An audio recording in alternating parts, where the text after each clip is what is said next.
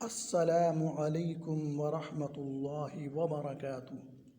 Girl friend, boy friend ایک مذموم چلن یہ تہذیب نو ہے، نئی روشنی ہے۔ دور حاضر میں ایک عجیب و غریب رسم و رواج نے بڑی مقبولیت حاصل کی ہے۔ یہ رشتہ بڑی تیزی سے مشہور بھی ہو رہا ہے اور معروف بھی۔ اس مصنوعی رشتے کو آج کی ماڈرن تہذیب کے پرستاروں نے گرل فرینڈ، بوائے فرینڈ کا نام دیا ہے۔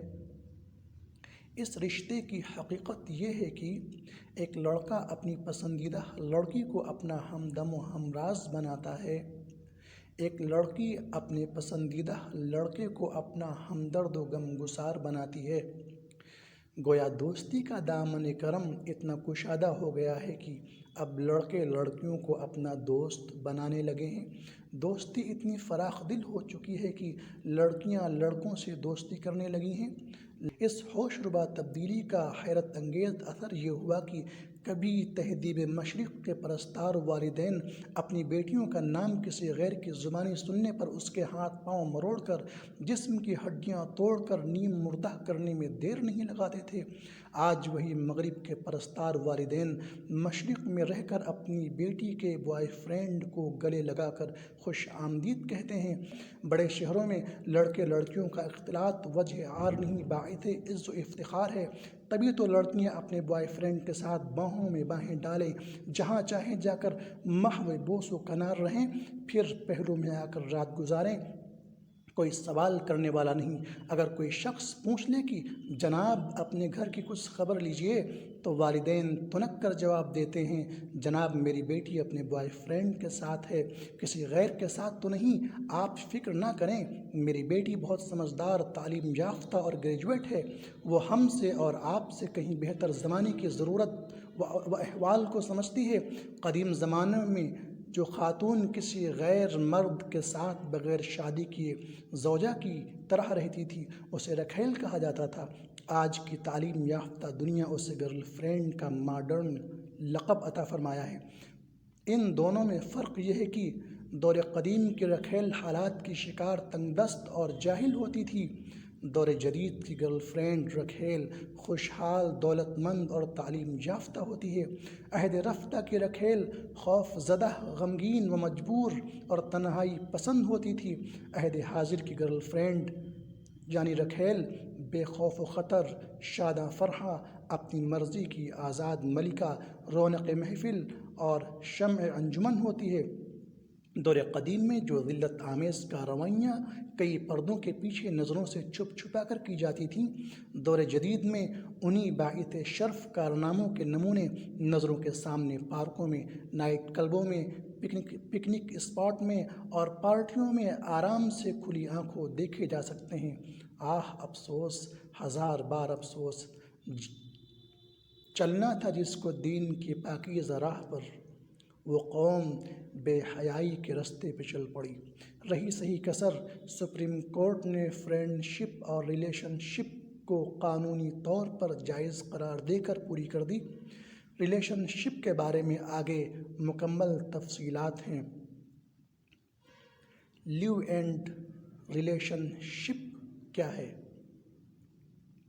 ملک عزیز میں ایسے بالغ مرد عورتیں جو شادی شدہ ہوں یا کنوارے، ان کا کسی غیر کے ساتھ باہم رضامندی سے جنسی تعلق قائم رکھنا اور دونوں کا باہم مل جل کر گھر چلانا لیو اینڈ ریلیشن شپ کہلاتا ہے۔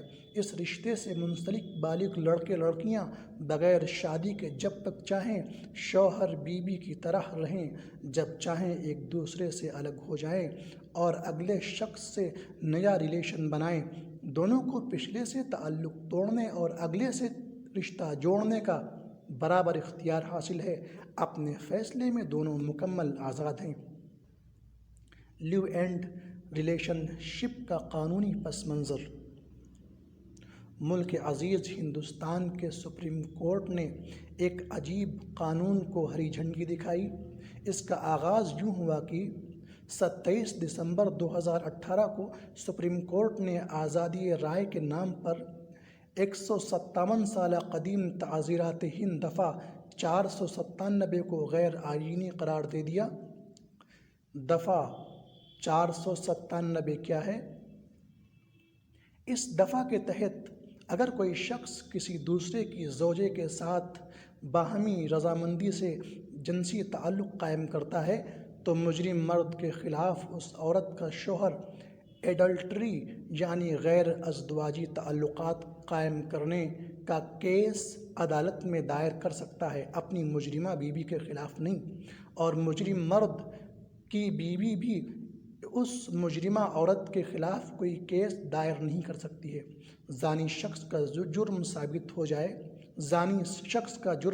ہو جانے پر اسے 5 سال کی قید بامشقت یا پھر مالی جرمانہ، دو میں سے کوئی ایک سزا جھیلنی ہی ہے، یا کبھی جج صاحب کی صوابدید پر دونوں سزائیں ایک ساتھ بھگتنی پڑ سکتی ہیں۔ دفعہ 497 کے منسوخ ہونے کا پس منظر۔ جوشپ شن نامی کیرالہ کے باشندے نے سپریم کورٹ میں ایک مقدمہ دائر کیا کہ جب دو لوگوں کے ربط باہم سے کسی ایک جرم کا ارتکاب ہوا جو مضبوط بنیادوں اور پختہ ثبوت کے ذریعے ثابت بھی ہو گیا تو انصاف کا تقاضا یہی ہے کہ سزا بھی دونوں کو برابر ملے، نہ کہ صرف ایک فرد یعنی مرد کو، جبکہ دفعہ 497 ایڈلٹری اور جنسی تعصب کی بنیاد پر صرف مردوں کو سزا دیتی ہے اور عورتوں کو معصوم کہہ کر بری کر دیتی ہے، حالانکہ عورت بھی جرم میں مرد کے ساتھ برابر کی شریک ہے۔ یہ عقل و انصاف کے خلاف ہے۔ جب عدالت عظمیٰ اس دلیل کا کوئی جواب نہ دے سکی تو اس نے اس مسئلے کا معقول حل تلاش کرنے کے بجائے کھسیا کر اس قانون کو ہی کتاب قانون سے حرف غلط کی طرح کھرچ کر مٹا دیا۔ کورٹ کی مضحکہ خیز دلیل۔ عدالت عظمیٰ نے شادی شدہ افراد کے غیر ازدواجی جنسی تعلقات کو جرم ماننے والے آئین کی دفعہ 497 کو بنیادی انسانی حقوق کے خلاف قرار دیتے ہوئے کہا کہ 19ویں صدی کا یہ قانون شوہر کو مالک اور بیوی کو جائیداد قرار دیتا ہے۔ یہ ایک من گھڑت قانون ہے جو عورت کے وقار کو مجروح کرتا ہے۔ 19ویں صدی کا یہ قانون جو ایڈلٹری کے متعلق ہے سراسر دقیانوسی ہے اور آئین کی شق نمبر 14 اور 21 کی مکمل خلاف ورزی ہے، جو زندگی کی رونقوں، آزادی اور مساوات کے حق کی پوری ضمانت دیتی ہے۔ مذکورہ بالا قانون ہندوستان کی ان قدیم روایات پر مبنی ہے جن کی بنیاد پر عورت مرد کے تابع اور غلام تھی، لیکن اب ایسا کرنا درست نہیں ہے کیونکہ آج آزادی کا دور ہے اور ایک آزاد عورت مرد کی کبھی غلام نہیں بن سکتی، اور یہ آزادی شادی شدہ عورت کو غیر مرد کے ساتھ جسمانی تعلق بنانے کی پوری چھوٹ دیتی ہے۔ اسی طرح اس عورت کا شوہر بھی ایک آزاد فرد ہونے کی حیثیت سے دوسری عورت سے جنسی تعلق رکھنے کا مکمل حق رکھتا ہے۔ دونوں کی آزادی میں کوئی تیسرا شخص رکاوٹ نہیں بن سکتا۔ اگر اس آزادی کی راہ میں شوہر بیوی کے راستے میں حائل ہوا تو بیوی کو شوہر کے خلاف عدالت عظمیٰ میں مقدمہ دائر کرنے کا پورا حق حاصل ہے۔ اگر اس عیاشی کی راہ میں بیوی شوہر کے راستے کا روڑا بنی تو شوہر کو بیوی کے خلاف قانونی چارہ جوئی کرنے کا پورا اختیار حاصل ہے۔ عدالتی فیصلے کے نتائج۔ سپریم کورٹ کا یہ فیصلہ انسانی اخلاقیات اور مشرقی روایات کے سراسر خلاف ہے۔ ملک عزیز کے حسین انگ کو مغربی رنگ میں رنگنے کی مذموم کوشش ہے۔ دنیا کے ہر مذہب میں کنوار مرد یا عورت کا غیروں کے ساتھ جسمانی تعلق بنانا سراسر ناجائز و حرام قرار دیا جاتا ہے، تو پھر شادی شدہ مردوں عورتوں کو اس کی اجازت کیسے دی جا سکتی ہے کہ وہ اپنی رضامندی سے غیروں کے ساتھ جنسی تعلقات قائم کر کے دوسروں کی زندگیاں برباد کریں؟